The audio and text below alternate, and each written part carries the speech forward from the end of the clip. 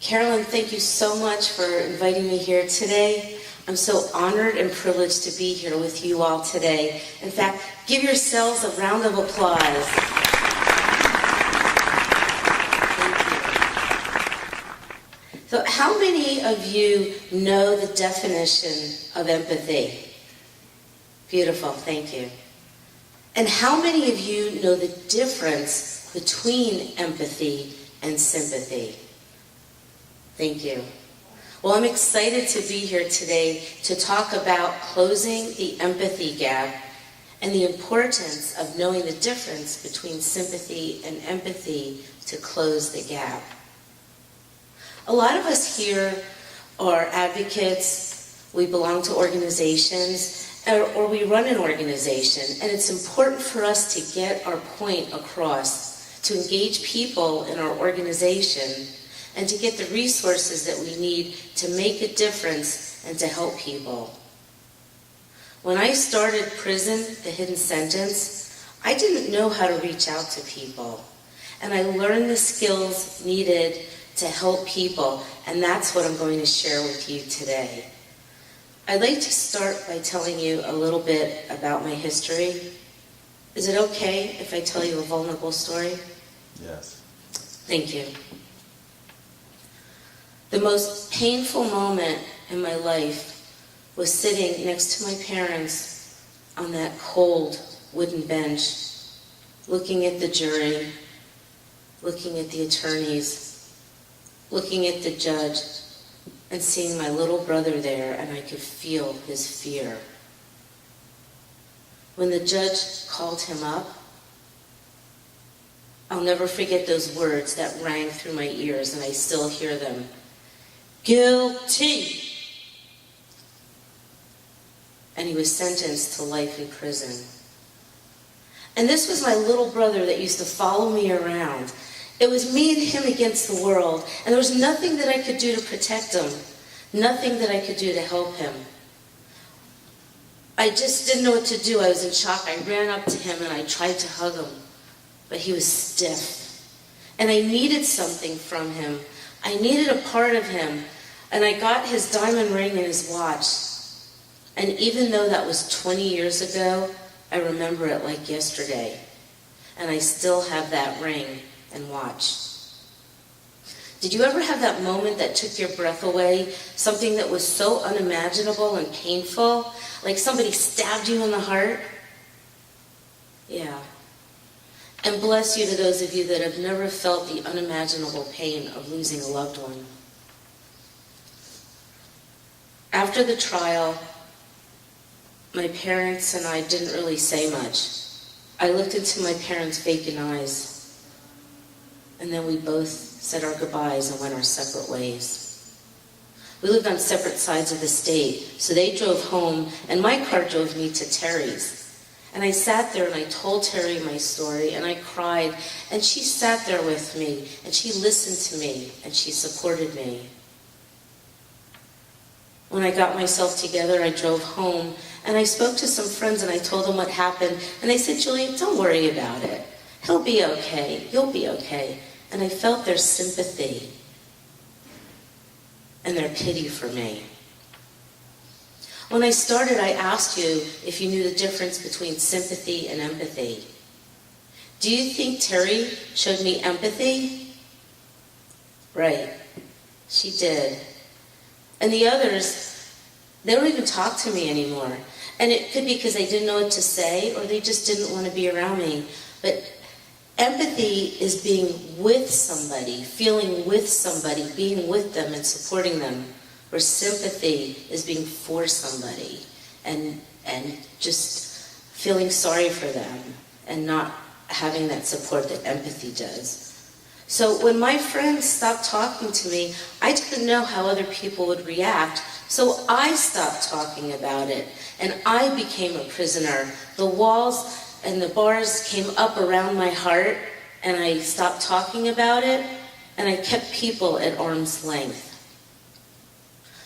When the judge sentenced my brother to life in prison, he rendered a life sentence to my family. And for me to be here right now in front of you talking about it shows that I am no longer imprisoned.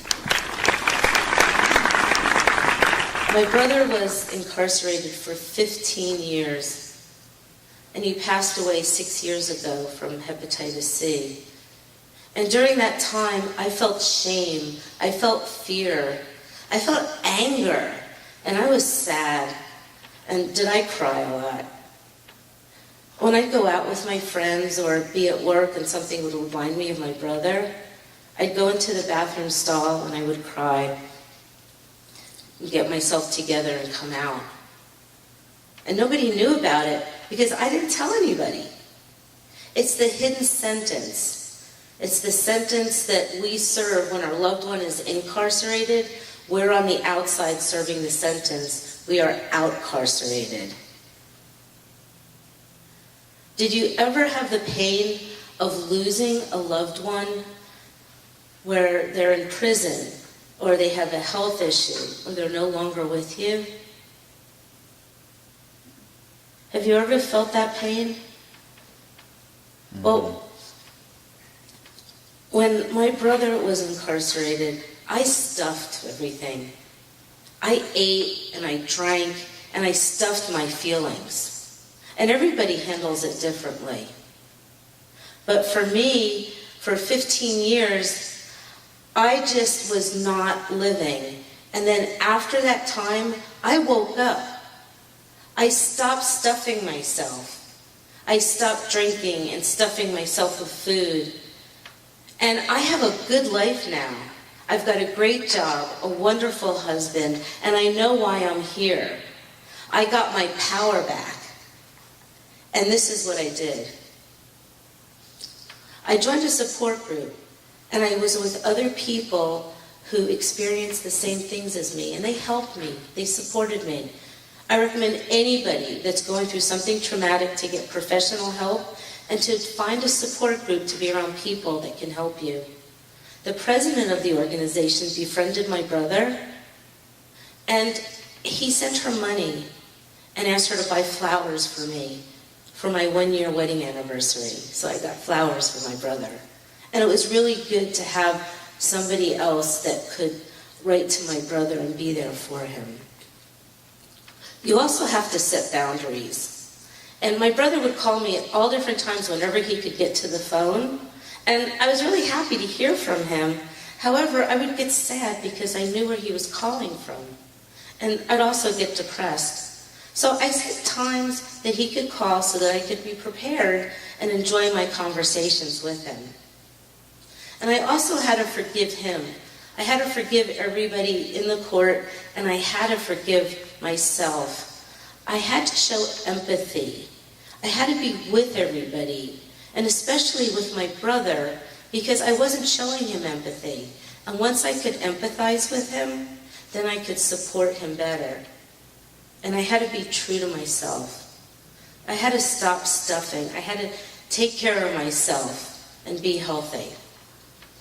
I'd like to read you something by Brené Brown. She's a scholar who writes about shame, vulnerability, and empathy. And she said that if we share our story with someone who responds with empathy and understanding, then shame can't survive. Shame cannot survive where empathy thrives. So what can you do to close the empathy gap? First thing is to retain your power. Remove any shame and be powerful so that you can be a voice and get your message out there. And listen to people. Because when you're telling your story, you want to speak from their perspective, something they can understand. So if you have active listening and ask them questions, you can find out where they're coming from so that you can best reach them. And be with them, empathize with them. If we want empathy and we want people to empathize with us, we must empathize with them. And also be respectful. Honor their opinions. They might not agree with you, and they might not want to listen to everything you have to say. However, you've planted the seed, and the seed will grow. I'd like to share something with you from Mohsin Hamid. He's a Pakistani writer, and he said, empathy is about finding echoes of another person in yourself.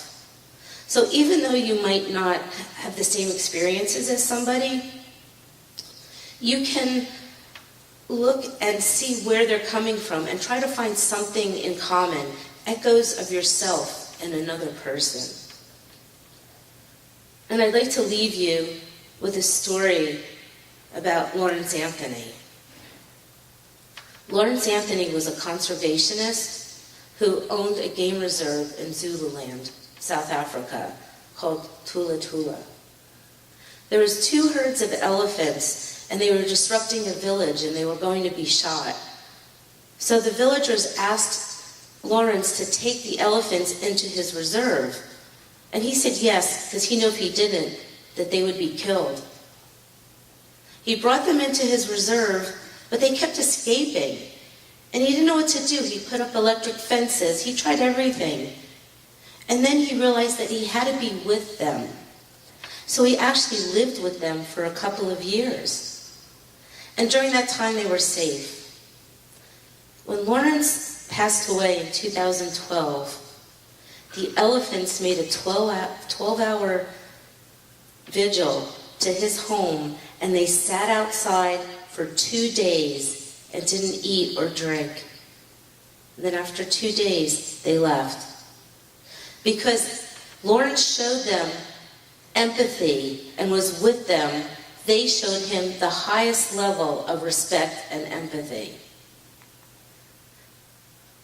So I invite you all to enjoy each other, to talk to each other, to listen to each other, to respect and honor each other, and empathize like an elephant and enjoy the conference. Thank you.